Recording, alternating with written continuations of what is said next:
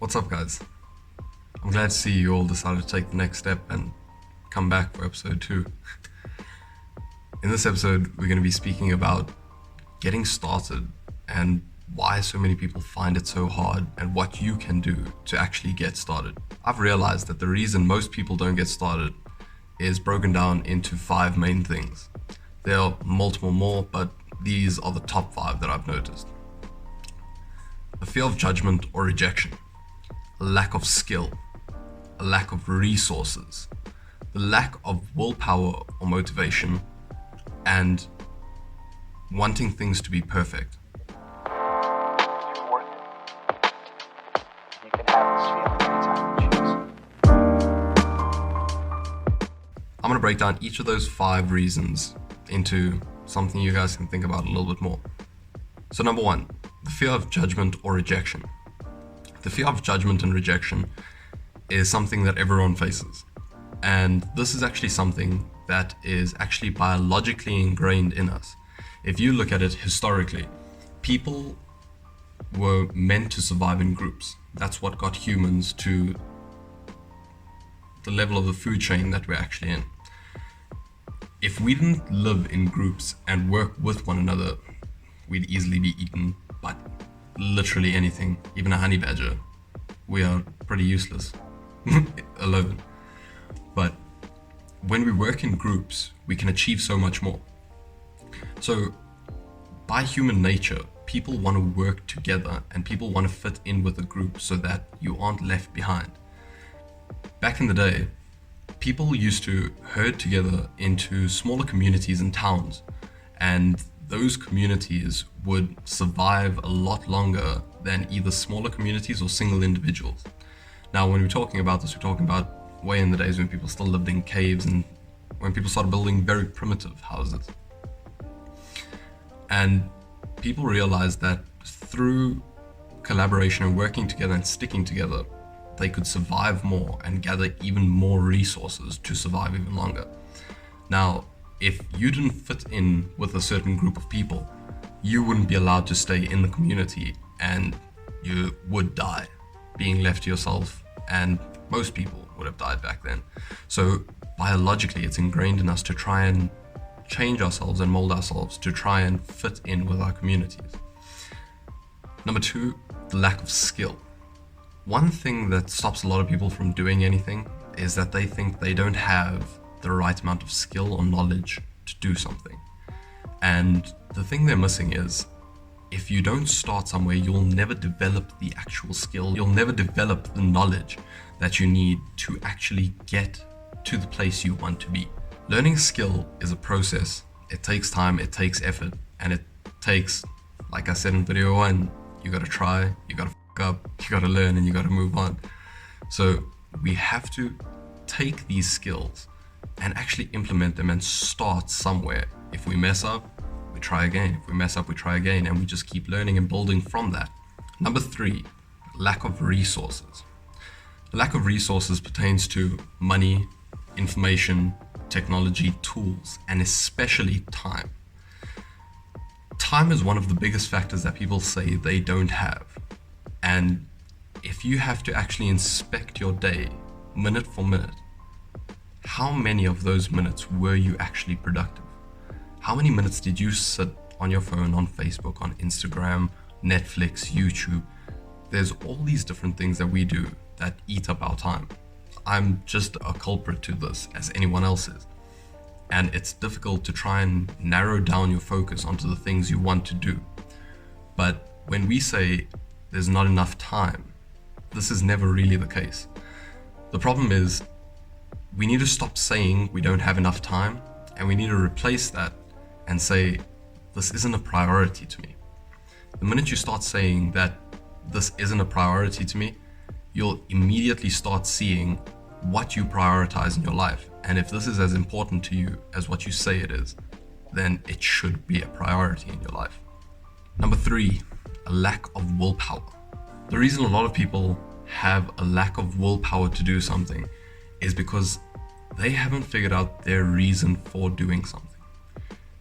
When you want to do something, you need the why behind it. The why is a big reason you do the things you do. Why do you give? You give because it makes you feel good. Why do you go and speak in front of people? Maybe that's what you like to do. Why do you not speak in front of people? You need a why to everything you do. If you don't have that why, you're going to struggle to find the motivation you need to do these things. Now, your why can either be selfish or selfless.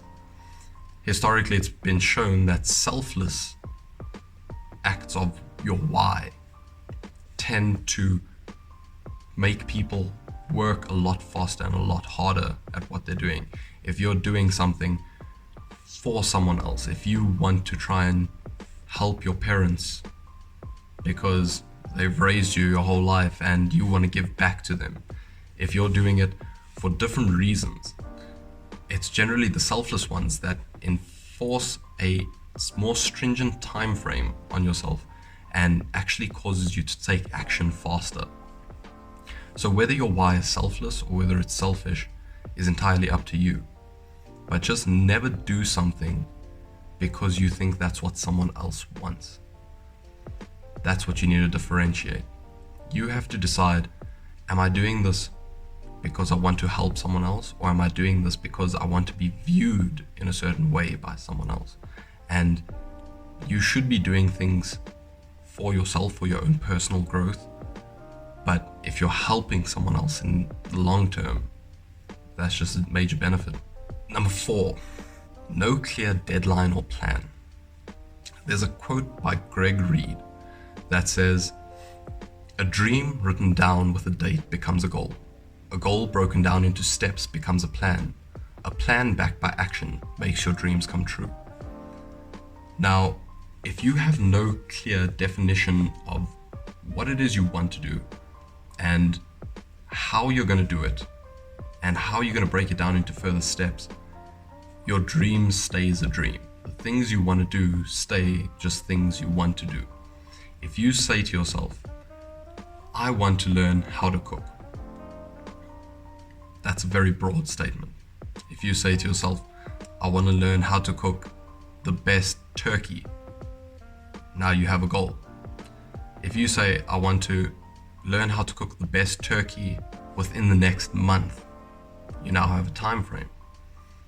If you say, I want to learn how to cook the best turkey by the end of the month, and I'm going to cook turkey at least once a week on Fridays for lunch from today onwards, that is now an actionable plan that you can put into place.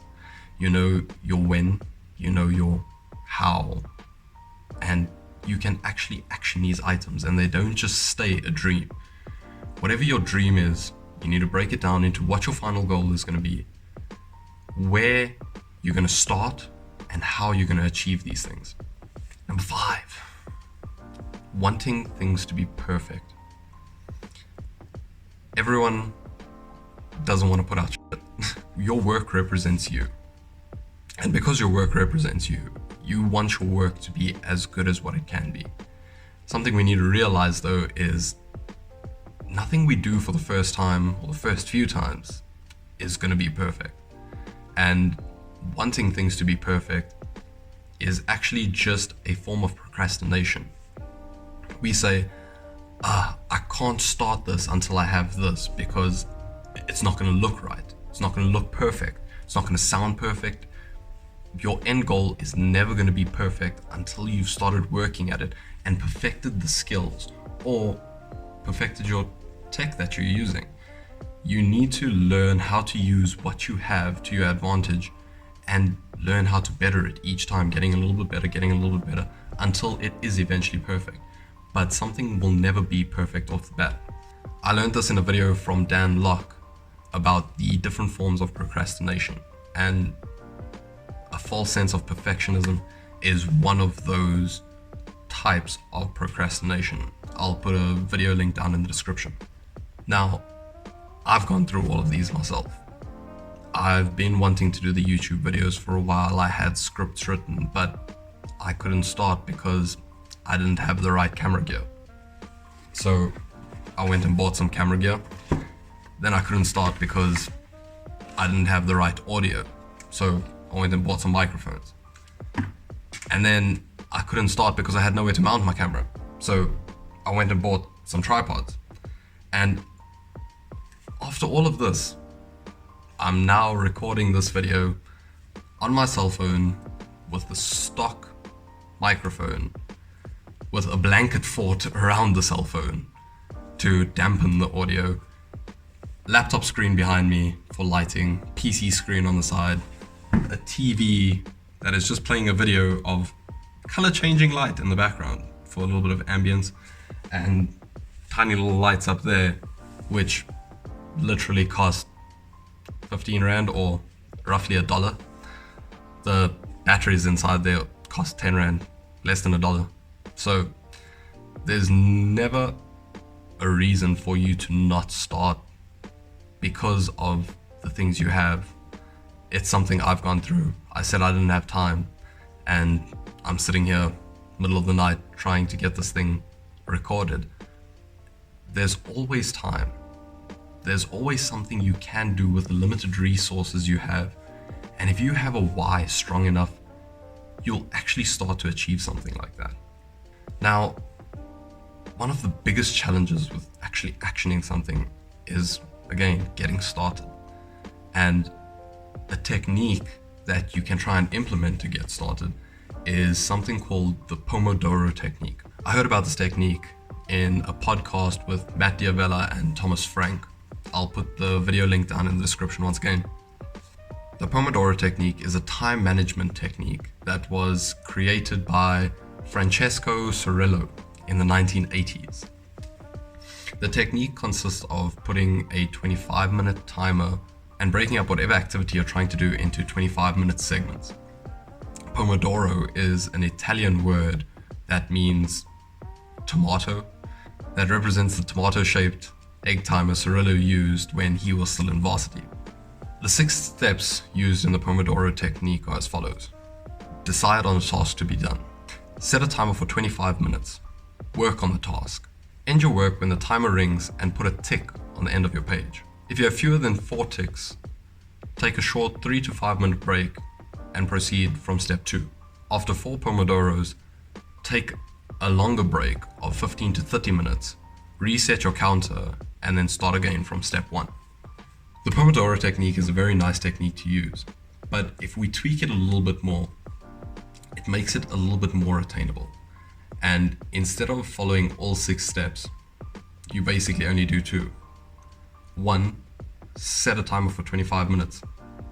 2, begin. When the timer ends, if you feel like you want to stop there, that's where you stop. But you've gotten 25 minutes of working.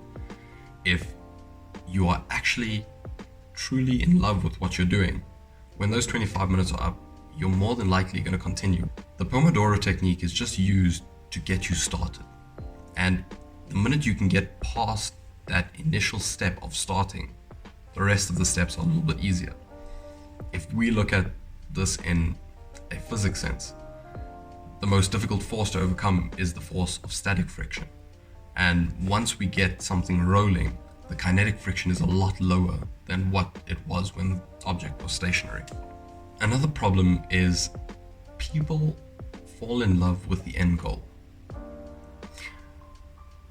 We obsess with when we make it to 1,000 subscribers, when we make it to 1,000 followers, when we become an engineer, when we become a makeup artist. We all obsess about an end goal. Once I make 1 million, once I do all of these different things, we're more worried about the goal than we are about the journey. And that's something we need to change within ourselves. We need to stop playing something which is called the finite game. Games can be broken down into 2 games: the finite game and the infinite game. The finite game is where we're chasing a goal, and all we're looking at is the goal that we're trying to hit. Whereas when we play something called the infinite game, we're just trying to better ourselves day after day. We need to fall in love with the process and stop obsessing over the goals. Once we can do this, we can fall in love with the process of learning, fall in love with the process of change. We can fall in love with so many things we take for granted each and every day. Even if we don't make it to 1 million, helping someone along the way may have been more satisfying and more fulfilling than actually ever reaching that goal. I'm not saying goals aren't important. Goals are extremely important. They guide us in the direction we want to go. But we can't obsess every day over a goal that may be unattainable and forget about everything we've learned throughout this journey. Don't obsess over the goal. Fall in love with the journey. If you guys like this video, feel free to give it a thumbs up. Subscribe if you're liking the videos you've seen so far. If you think any of these videos could help anyone else, please feel free to share them. And if you guys have any comments, critiques, any suggestions, please leave them down in the comments below. And as always, love you, miss you, bye.